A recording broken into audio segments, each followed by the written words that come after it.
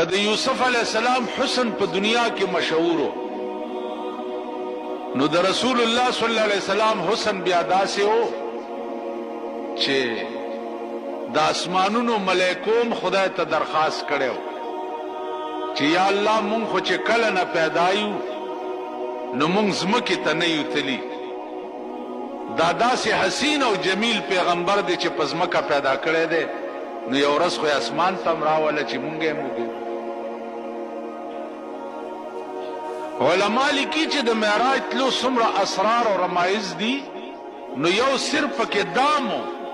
چې الله د ملائکو درخواست منظور کړو چې ولای بوتلو ورته خود چې هغه پیغمبر دی حضرت عائشہ رضی اللہ تعالی عنہا فرمائی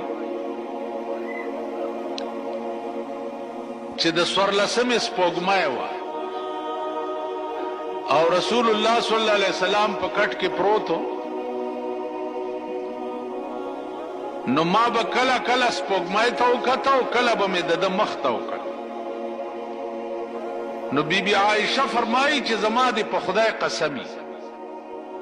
چې ما به د ده مخ ته وکتل بیا به مې سپوږمۍ ته کتل نو سپوږمۍ به راته تته ښکارېده عزیزانو دا خو لا څه کوئ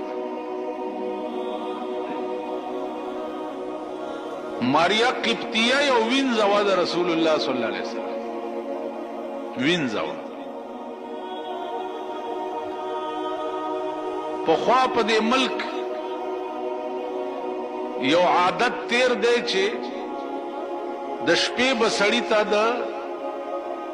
تشو متیازو ضرورت پیښ شه نو کوټې نه بار به نه راوتو دننه به څه د خاورو لوښی کټوی یا لوټا یا داسې څه شی ایښی نو کوټې نه به بار نه راوتو نو هغې کې به یې کولی حضور علیہ السلام ته د ورکوټي قضا حاجت ضرورت د شپې پیښ شوی دی نو هغه لوښي کې کړي سهار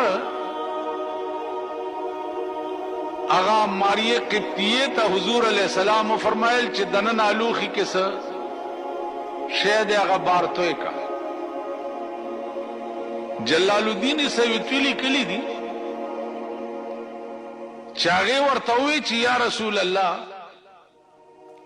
اخو اوبه وې ما وې چې اوبه دي ما وڅکلې